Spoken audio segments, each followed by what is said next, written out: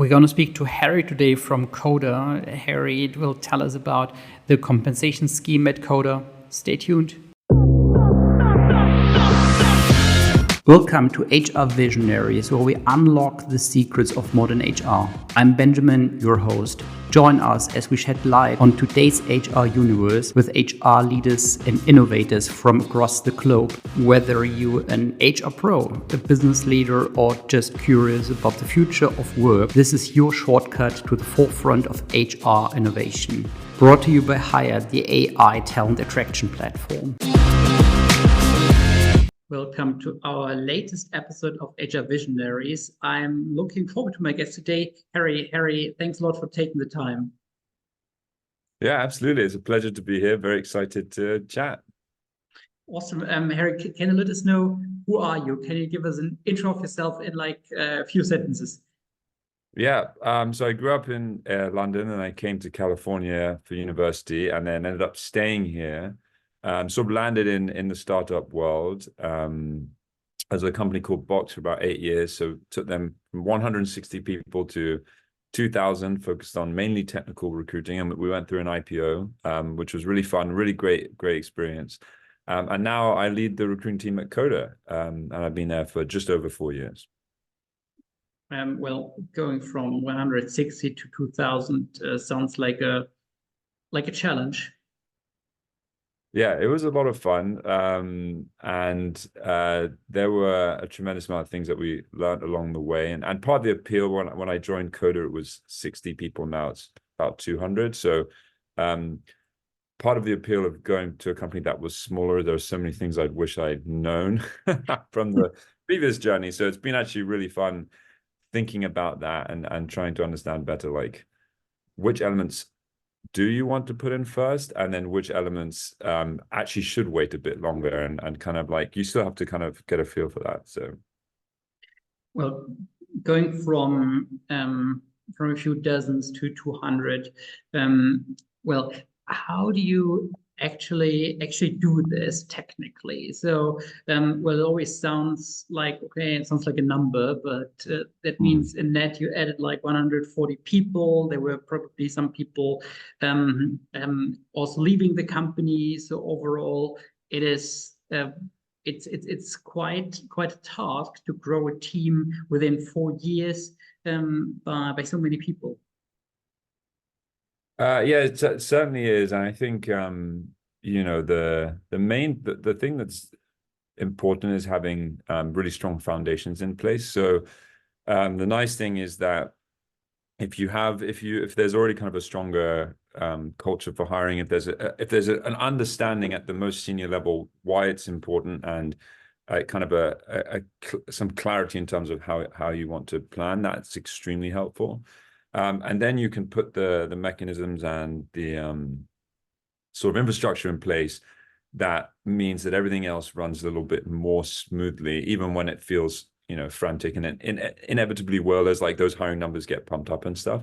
But I think that was one of the things that I appreciated the most coming to a smaller company was, okay, I'd seen where we'd fallen down before, and I'd seen where you run into issues that prevent scale or stop your ability to be consistent in how you grow. And I think the key things were really like having a very clear and standardized process, but also the kind of internal mechanisms with the hiring teams and the expectations you set. So kind of foundational things that maybe look boring on the outside but are very critical to then you have the energy and the creativity to bring some sort of magic or different elements to the recruiting process that can make a more of a difference if you have everything set up nicely. You mentioned several times that the foundations need to be right, and then there's probably a situation where you need to stop yourself from overthinking too much. So, balancing action and thinking, basically. So, when is the time right that the foundations are in place to act? I think you have to. That's a good question.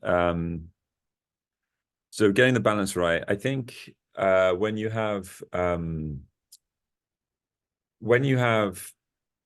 being able to test. So you'll because the other thing too is that you want to get the balance right between you have philosophies and you have different teams that you're hiring for: engineering, sales, product, marketing. All of those teams are kind of have their own flavor and their own variability, which you have to account for. So you have to have sort of tested the system, and you have to have like made sure that there's a process that works across as much as possible across all those different groups without kind of like losing some of the things that are important for them. So I think you need to have a pretty strong understanding of what is like the baseline things that you're wanting to get out of a search, out of your process. Mm-hmm. Making sure you have like the key those key owners on both sides, and then I think you just have to test it, and you have to have like milestones in place or gates in place that mean that you can very quickly tweak as you grow. So you can't have it perfect, but you can know like what are the key things you want to have, and then you have to just make sure you're constantly testing against those and have the environment and the forum to do that. Testing also requires a bit of courage, right? So Yes. to know, okay, well, we probably fail quite often, but we learn with every iteration so much that we can get faster and better next time. Yes, and so I think one of the this one I learned. I learned the hard way at Box about how to successfully get across like what you're doing and showing continuous improvement in a kind of meaningful way. And we used to have these every very familiar scenario. Most people have these. You have these meetings with every Monday or whatever with the teams that you're partnering with, and maybe you have like 6 or 7, and they're all different leaders, different characters, different personalities, and so forth. So there's a lot of room for those to go very differently. And one of the biggest issues we had was that people that variance was causing a lot of stress. It meant that people weren't always sure, like, what was the best practice? Why should I follow this example versus that example? And so after a while, it kind of clicked in place. I was sitting in actually an engineering meeting, and I noticed how they were running through their updates with red, yellow, green, very technical, very clear. And I said, well, this is actually probably this is their language. It actually works pretty well. So I'll bring that to the table. So the philosophy now that I use, or try to make sure that you can scale well, but also have the courage, like you were saying, to test, is we call them path to green meetings. And it's very simple. So you have you actually have the concept of, historically how much it requires pipeline wise to build to get a hire. You can very easy to work backwards. It's not a complicated trick. Everyone does it. If you need 5 hires, that's like 10 offers, 20 on-sites, maybe 30 technical screens or whatever. And you just have that. And then you say, okay, well, what's the time period of which we're doing this? And that means X a week. And so you have those statistics as the baseline, so that you're data driven, and that's fine. But the problem is, if you just are showing numbers each week, then people's, especially if it's engineers or others, they start really digging in. What's this number mean? Why is that number off? They're getting confused by that. And then you end up sort of having a debate over something that's not really relevant to what you want to achieve, or kind of takes away from the bigger picture message. So instead, you just have that path to green. So you'd have the conditional formatting switch on, that if something's below a number, you don't even need to see the number necessarily. It's red, yellow, or green at this stage of the funnel. And then you can have a much more focused and strategic conversation about, why is it red? Like objectively, why is this red? Is it because we weren't sourcing enough? Is it because the interview feedback is not coming in and we're not getting fast enough, or whatever it is? And if it is green, why is it green? And crucially, can you then take that and replicate it elsewhere? And then you have a very familiar, very standardized process across all your hiring teams that accounts for their needs, and that gets everyone in this more positive mindset of, let's get to green and let's troubleshoot as we go. And I think it also gives the recruiters more confidence to have a backbone and to actually bring their insights to the table as well, instead of being very worried about fighting over numbers here or there, which is, you know, sometimes not where the energy should be, basically. Well, it's super interesting that you guys choose an approach that is very much like, well, sounds a bit like OKR planning or sprint planning, perhaps. Well, some other companies, if you well, in particular recruiting or talent acquisition, a bit more like a sales organization where, well, it's about well, making sure that you have like sufficient pipeline and that you have well, kind of sales KPIs. But that sounds like an incredibly interesting approach. Yeah, I think obviously there is that element of you need to deliver the pipeline and you need to make sure the numbers are there.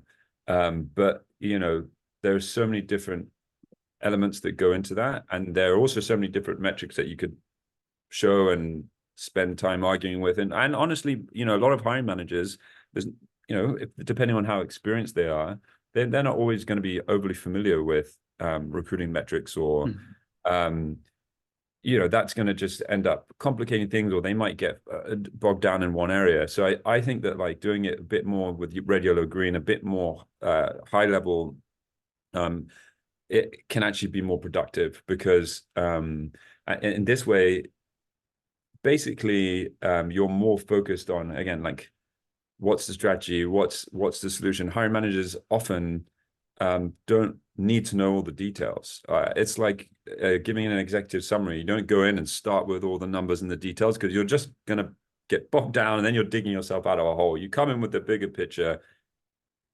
It's red at the top of the funnel for this reason. And if they want to know more, yeah, we have the numbers underneath it. But it just makes their life simpler, because they come into the meeting, they don't want to have to necessarily think too much about what's going on. They just want to know what's going to be constructive. So I think it can be helpful. Well, implementing such a system, how long time did it take you? How well, how much convincing was required? Given, well, it sounds like, hey, it sounds pretty smart once it's established. However, it sounds also a bit like with like work. So maintaining all the KPI and so on. Yeah, it's a good question. So I think the reaction from the hiring teams immediately was positive, because it's simplified, it's clear, and if they wanted the numbers, that was underneath, and so that's good. You know, and so you have to, of course, convince your recruit. Two things you have to do. One is you have to make sure literally everyone's on the same page about the recruiting process as a whole, which is boring for a lot of people, but if it's not the same, then essentially the numbers don't mean anything, and then you lose the whole point of standardizing it and red, yellow, green. So you definitely need to invest in that, and you definitely need to make sure that even if you have this system, that you are having a pre-meeting with your team to discuss what they're actually going to bring up. Because even when you have a system like this, people think it speaks for itself, or people are not necessarily aligned on internally. So that's really important, and that requires a lot of work and change management. But when they see that a hiring manager or a leader responds well to that, that's immediately an incentive, I think, for them as well. And you know, it also gives them like a backbone, if you want to call it that, like something that they can point to that makes them feel more comfortable that this is a standard that they're adhering to. And then on top of that, I would say it actually gets more interesting for the recruiter, because if you're a recruiter and you're just focused on transactional work and being told you need to fill pipeline and get numbers in, and we only care about like what numbers you're putting on in the meetings or whatever, that's actually quite boring and can be quite thankless. If you're spending more time thinking about why are my numbers like this, and what is the interesting problem we can solve, and how can we bring in the hiring managers to help, you actually free their mind to do a little bit more creative, strategic problem solving, and that's much more stimulating. So those end up being like, you know, the carrots, as it were. Admittedly, there is a little bit of like drilling in, like really being disciplined about making sure that people aren't skipping steps, that the process is there, that the numbers are there. But there are ways now, and at Coda, we're lucky. because Coda is a tool that you can use to build your own kind of tools and templates across any different industry. So we have been able to build in Coda these docs in a way that's automated, that allows you to pull the numbers in directly from Greenhouse, so you're not manually doing it, which again, if that is another incentive, if you're not having to like literally go in and, you know, tweak things on a weekly basis or daily basis. So when you started your career, did you also work very much like this? So like working on metrics, working on very structured and very analytical ways to solve problems. Yeah, I think so. It was lucky the team that, well, when I joined Box, it was a very small recruiting team, but because I think maybe we were also very focused on engineering hiring at first, that was those pipeline, the burn down charts were kind of drilled in, and I think that that was like a helpful lens through which to understand like your successes. But independent of that, I always think that like you have to know the numbers to understand, you know, what's happening to your energy and where it's going. But at the same time, life is not a spreadsheet, and there are millions of different reasons why numbers turn out the way they do. And so, yeah, I've always had that feeling of, okay, the troubleshooting underneath the number is more interesting, but you can't troubleshoot unless you have a benchmark or a number to compare it to. So I think combination of how I think, but also like just being thrown into that environment where the engineering hiring was pretty rigorous, and there was already kind of an element of that, it allowed those things to kind of like blossom, and then later, finally, after lots of mistakes and learning, come up with a system which seems to, you know, be working at least at Coda. So. It's incredibly interesting. And can you tell us a bit about Coda? So what do you guys do? You already said, okay, well, you use your own company products to make life in recruiting better. Can you tell us a bit more about this? Yeah, so Coda is basically, it's this new kind of document basically that combines the best parts of, you know, docs, things like, you know, Microsoft Word, GDoc, whatever you're normally writing your notes and stuff on, spreadsheets, so anything that has structured data, and then applications, and basically now combined all with AI, which is obviously an up and coming thing. So what that means is you have a new doc, a new writing surface where you can combine structured and unstructured data. You can create dashboards, you can integrate other apps, you can push and pull from, for example, Greenhouse or Salesforce, or actually anyone can build an integration if the company that you're working with has an open API. And then you can develop automation. So basically, if you imagine a world before where you have people who build software and people who use software, and they're building apps, and the apps are nice, but you're still doing a ton of work in docs because you need to bridge the gap. Coda is basically giving everyone the power of a developer by bringing those two things into one place and really simplifying it. And so part of what I really love about working at Coda is, you know, beyond just recruiting for them, we're actually also able to build and run a lot of, you know, all these recruiting tools that you dreamed of. You're like, well, actually, I can build it and start using it and practice it in Coda. And then, you know, we actually publish those templates, and then they become available. So anyone could publish a template, you know, don't have to be at Coda to do it. And so there are various things that, you know, but sometimes it's a very simple concept, like a great way to stack rank candidates at the offer stage. And there's a doc, and you know, it's very easy to consume and hiring managers immediately get it. Versus, or we run these like hiring sync meetings off a Coda doc, which are connected to Greenhouse, that's piping the data in and out and allowing us to, you know, manipulate dashboards that way. So there's a different levels of power and complexity you can go into. But that's, you know, more or less, I would say the story there. Incredibly interesting, and you can tell us a bit more about how do you approach selling Coda to potential candidates? So what are the lines that convince them that you guys are an incredible employer?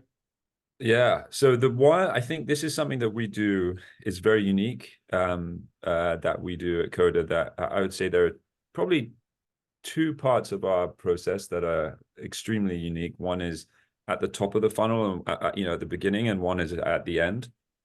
But basically, you know, one of the things that was really important that Shashir, our CEO, and Kenny, who's my boss, determined was all the recruiters on the team have to be able to pitch and demo Coda as if they were a salesperson. You know, not in trying to sell the product, but know it inside out. So our first calls with people, it's half an hour, 45 minutes. 20 minutes of that is us demoing the product, showing how it works, explaining the story, walking through the business model. We have a high bar, you know, lots of companies do, but we also have, you know, a rigorous process, lots of companies do. And, you know, people have choices and options. So we really want them to feel connected to the product, to understand its power and the possibilities if they're going to go through that process. So we spend a lot of time actually in that initial call doing a demo. And I've had asked, you know, it's not because I'm amazing, it's because I'm well trained. I've had people ask me, oh, are you on the product team? Are you a salesperson? I thought they knew I was a recruiter because we're having a call, but like it really makes a difference. And then you can show them, unlock these very magical moments. Like, you know, you can, in Excel, you can only write formulas in a cell, right? In Coda, you can write formula anywhere in the doc. You can pull information from a table and you can create a mini dashboard. And you do something like that live in a demo, people start getting ideas like, oh, I could do that with, you know, this doc that I hate using, or that, and then that kind of magic spark. So I would say that's the showing and the performance of the demonstration is really amazing. Mm-hmm. And I think it's been like something that I've learned and it's been eye-opening since I've worked here, that like it goes much further than just giving a 10-minute story about the company, like actually walking through the and like demoing docs that you've built or that other people built that you love. So that's been, I think, one of the key elements. This is super exciting approach. So to be very product focused. Let me ask. So what is the well? What's the importance of culture at Coda? Is once you focus a lot on, well, you guys are building a great product with with kind of benefit that's kind of official or obvious. So once you go through it, so what's the importance of culture in that sense? Yeah, the culture is very, very important. I think there are a few things that that resonate with people. And so one is I would say like we have a term, do what's right, not what's familiar. Mm-hmm. And so the concept of Coda is born from the sense that if you just did what was familiar, you know, you would use G Sheet or Excel for this stuff, and you would use apps for that stuff. And those things are evolving and getting better, but they're fundamentally the same since the 70s. Whereas Coda said, worked for 50 years, right? Yeah, exactly. Whereas Coda saying, well, what if you could actually not just put it all in one place? And so the whole concept of the company is brought from don't just do the same old thing unless if it's good, fine. But if it's just because it's familiar, don't do that. So there's a lot of firstly, that has a technical implication in the product, because, you know, people like to know that there's a process and a reason behind things. And that there's a good structure. And Shashir, he coined this phrase, eigen question. So it's like taking the step back and looking at like, what is the fundamental principle that you're trying to solve? If you could answer one question and it will answer 5 instead of focusing on those 5. So there's a good rigor to that. People like that. It's intellectually challenging, etc. But it also leads into another important element of the culture, is that it's very open and very flat. Because if you're saying what's right versus what's familiar, then you're not necessarily relying on hierarchy or like too much. There's room for everyone, and this shows up a lot of different ways in the company to make their case, and for that to be kind of like taken forward. And you know, we don't have titles in the company. That's an example, and there are lots of different forums and ways that we use the product to give people that space. And that's reflected. Probably the most striking thing, that's most striking for most people, is that we have board meeting every quarter. Very interesting people on the board, like Reid Hoffman and so forth. Those are 4 hours long. First hour and a half is open for the whole company. Mm-hmm. So everyone can come. Actually, many people are presenting to the board is asking direct questions to the people who are making the product. So there's a huge level of transparency as well. So that you in order to know what's right, you have to also understand, like, all those different pieces. So people respond very well to that. I think it's unique. And Box had a very high level of transparency, and I loved working there. And I think Coda has even maybe one more level because of perhaps the board meeting situation there. Well, I really like that. However, I am also wonder, so given you look for people who are very open-minded, who are very engaged, who want to do stuff on their own, is there also a risk that, well, you get, or how do you make sure they don't get people on board who like try to revolutionize the entire company within like 2 weeks or something? So Yeah. how do you make sure that well, you have the sound balance of, well, revolutionaries, but also people who execute, because, well, lots of stuff has to be executed, right? Yeah, that's a good question. I think there are and if you go to I think it's Coda.io/launch or something, you can actually see the feature history, and people are pretty blown away, especially given how small the company was for a while. So I think two things. One is like another thing that we look for in people is strongly, strong opinions loosely held. So again, there's that, like, when confronted with the facts, you're not afraid to change your mind, but you still have the intellectual rigor. We have systems. It is true that sometimes, so we have every Tuesday and Thursday for 1 hour a meeting that we call the Catalyst meeting. Now, this meeting is basically, instead of like, if you need to get something moved forward, or you need to get approval, or you need to like get, sometimes you spend ages looking for the space on the calendar, who are the right people. It is just blocks, Tuesday and Thursday, 1 hour. Actually, now maybe Monday, Tuesday, and Thursday for 1 hour, where you book a slot and anyone can turn up. But if you're called into that slot, you're there to like help a decision on its way. And so it's like very structured and very streamlined with that in mind. And it means that, yes, there is an emphasis on like the discussion, but because these are so formalized, they require like a very rigorous write-up, then it will be questioned and made sure that like it fits with like one of the broader goals. And then you go and execute against it. So I think like having that discipline, having that like structure in place to make sure everything is like, poked holes in. Yes, we do spend probably a little bit more time than most people, but actually it's like a stitch in time saves 9. So you spend a bit more time discussing it or trying to be revolutionary, and then once you've like got that bulletproof, and you go and you can actually run really fast in terms of executing against it. So I think that's been part of the mentality. And we also I think we hire, if you look at our engineering team, or actually across the board, it's a lot of people who have been somewhere, been senior for a long time, whether it's Google or somewhere else, and they actually want to come back and focus on execution, and that excites them.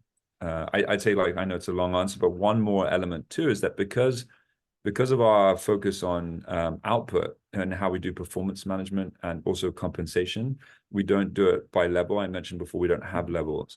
It's a very long story here, but basically what it means is that, like, being a manager doesn't mean you're going to be paid more than an IC, right? And so there really is a focus on, like, what is your actual output and impact in the product roadmap or in the company, rather than what's your level and how what projects you're focused on. So that also, I think, from a practical standpoint, reins people in a bit to be like, well, I actually need to be executing and having impact. And if it's revolutionary but it won't work, or it's not going to like change the key North Star metric for the year, then what's the point, basically? Well, it sounds incredibly interesting. However, may I ask, doesn't that create the challenge, in particular for more senior people, well, to questions of the pay, well, the pay corridors, for example? So, so hey, I have like 20 years of experience. So is my experience undervalued? Yeah, Good question. So, you know, Shishir and Kenny's my boss. She's the CEO. They, you know, they must take all credit for like the way the compensation is run at Coda, and it's very interesting. And it's the conversations that when I have with candidates, I'm explaining this up front, and people are like, yeah, it sounds really good in theory, but like, you know, in practice, X, Y, Z. And I'm like, There's honestly, conflicts, right? my boss says Yeah. once we stop hiring good people and once we start losing people, he'll think about changing it. But so far, the retention levels are great. The turnover numbers are low, and we hire the people we want to, more or less. So those are good like proxies. It requires a lot more work from the people team to manage and to work through. But the idea is that like basically experience, you know, if you look at a company, most of the time when your pay is, your level is basically experience, maybe some level of output. There's obviously a correlation between experience and ability or skill set. You would hope, like naturally, that's going to be the case, but it's not always the case. And there are examples where you have someone who's just incredible, who's like 1 or 2 years out of college, but the site fails without them, and you can't pay them as much as they're worth because they have to jump through all these hoops. And how do you like get them up? Conversely, you have people who say, look, I'm going to leave and go over there. And the manager says, fine. And then HR has a different policy and says, no, like, let's pay them to keep them. And it's like, why? You know, they're not having the impact. So you're right. It's a delicate balance. There's a lot of work that goes into it from the HR standpoint. But as long as you're not just like discounting experience and you're saying, yeah, you have experience, so show me that your experience actually does translate into the output. And when you find those people, then you do end up with you know, you can still compensate them very well. It's more about like, are the people who are less experienced but really, really good are not being artificially held back, or people don't think they have to go into a management role to get paid more, or whatever it is.